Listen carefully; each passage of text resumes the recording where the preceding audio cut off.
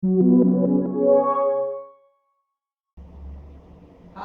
we're going to start a series of videos here where we test out various alcohol-related products, cocktail mixers, various liquors, maybe some other stuff along the way. And we're going to start here with this Corsair barrel-aged gin. I picked this up when I visited the distillery down in Bowling Green, Kentucky a few months ago. And this has been aged 5 months in charred American oak barrels. It's the barrels they used in rum. This is Lauren. I'm Josh, and she's going to tell us what the back of the label here says. Alrighty, I'm going to read the label for you. It says, to craft this limited release spirit, we've rested our signature vapor basket gin in charred oak barrels previously used to age our spiced rum. This aging has mellowed the gin and introduced notes of oak, rum, and spices. The melding of these flavors makes an absolutely and deliciously complex gin that can be enjoyed straight. Which is kind of ironic because it says it's deep and complex, crafted for cocktails, but also can be enjoyed straight. And this is batch number 31, bottle 370 of 957. And I think without further ado, we're going to give it a shot and see what it tastes like. And just, I guess as a reference point, I've tried, I think, 3 different other gins now. I'm not extremely experienced, and they've been Beefeater, Tanqueray, and Bombay Sapphire. And just for a reference point for you to match up your taste profile, what you like, I would say I like Bombay Sapphire the best, then Beefeater, then Tanqueray. So we'll see where this compares with those, so you can compare for your own self. All right, we give this a go. Yep. In our skull glasses. Skull. Cheers.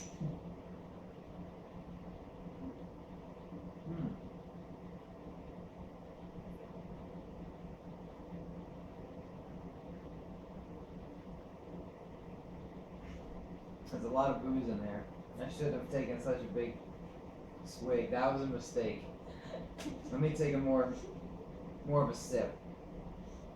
Because it's different. It's different than other gins that I've had. You're welcome, Internet. Yes. Wow. That burned a little bit.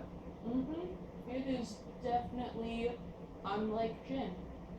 Does not taste like gin. I've had all the types that he's tried along with Seagram's and Hendrix, and Hendrix is definitely the lightest end of the gin spectrum. It's got, a lower alcohol content and it's more flowery. This tastes a lot like whiskey. It's very vanilla. And I didn't ask, will you rank yours of those, the extra ones you had? Sure. Oh, jeez. Alright. So, I'd say I like Hendrix and Bombay Sapphire, and then I'm, equally fine with Beefeater, but it's definitely a little bit fruitier in taste than the others for me. Then, let's see, Seagram's would be the lowest shelf that I have had.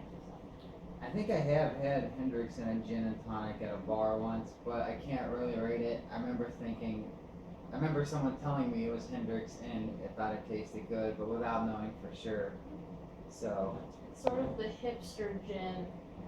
It's all over billboards. You'll see it on trucks a lot. It's just the newest thing. It was a very hipster bar where I had it. Well, that makes sense. Oh, right in the back of the throat.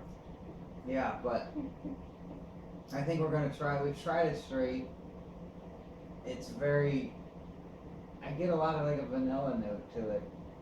I do too. All I can tell you is that it's very strong and fiery, a lot like you would get with something like rum or whiskey. It's 92 proof, so That a little makes sense. A tad stronger. I think Bombay Sapphire is 88, so it's only a little stronger, but Yeah, this is different than Tanqueray, if that's what you're used to. I don't get like any of the juniper or any of that. No. It's very vanilla-y, maybe a touch of caramel. It's spicier than all the others, Mm-hmm. by far. And very booze forward. You gotta be, I think They said you can enjoy this straight, but I'm thinking this may be very much better in the gin and tonic we're about to try. So we'll come right back with a gin and tonic, and we're gonna test this alcohol in that and see what it's like. I think it's gonna be better.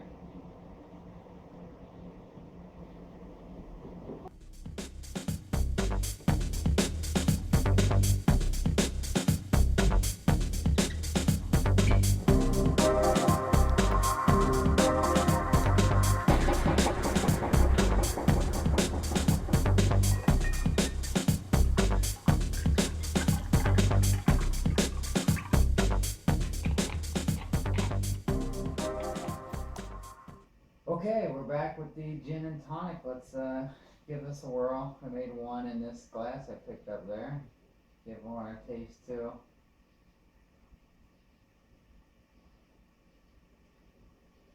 Oh, that's interesting. Interesting is usually not a good term. No, that's interesting in a good way.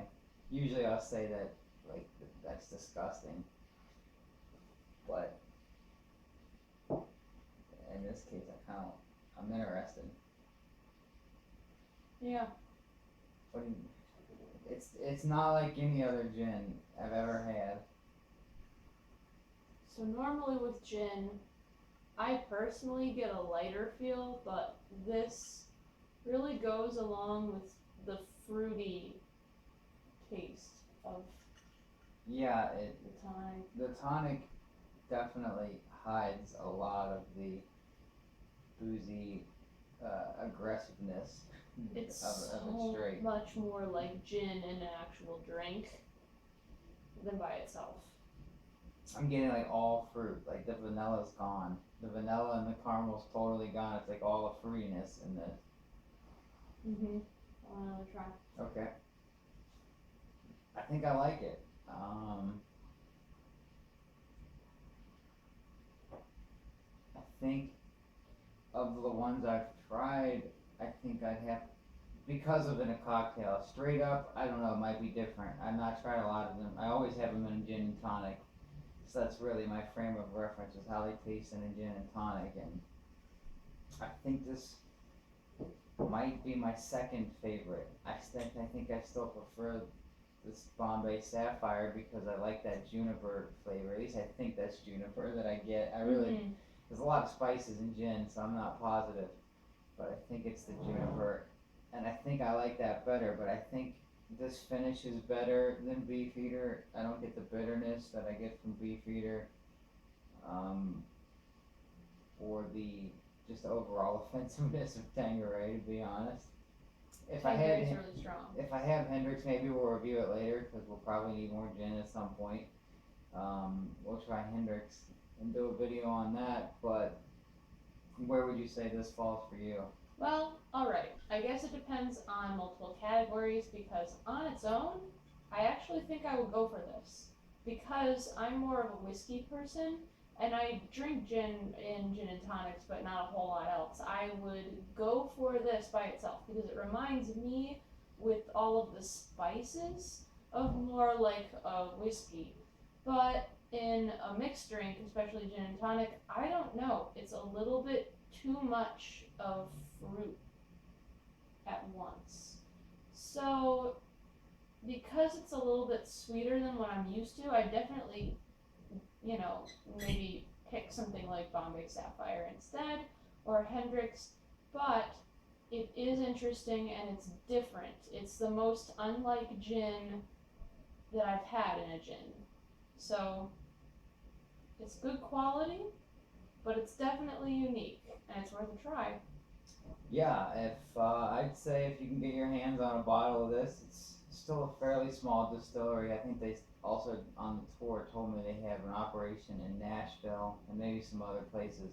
But if you can get down to Bowling Green, Kentucky, I'd recommend going on a tour. I enjoyed it. It was pretty neat to see how they operate. It was a surprisingly small still for a beverage and alcohol or a liquor that I've seen in bars. The still was no bigger than this table at the bottom and probably maybe 10 feet tall, and they were making all of their liquor out of that. It was pretty cool. at least all of the liquor from Bowling Green. Like I said, they've got other operations, but it was really pretty crazy to see how small it is for an operation that I have seen their product. And this might be tough to find in a store, but if you can, I recommend picking up a bottle and trying it if you like gin, or maybe if you like whiskey and want to get into gin a little bit.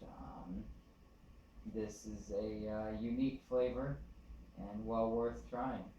So thanks for watching. If you like our videos, comment below, subscribe, click the thumbs up, tell your friends, tweet it, or if you hate us, tell us too. That's okay. Views are views. So feel free to hate away. And if you feel like commenting, tell us, what is your favorite kind of gin? Yes, question of the liquor video. What is your favorite gin and what should we be trying next? Thanks again for watching. We'll see you next time.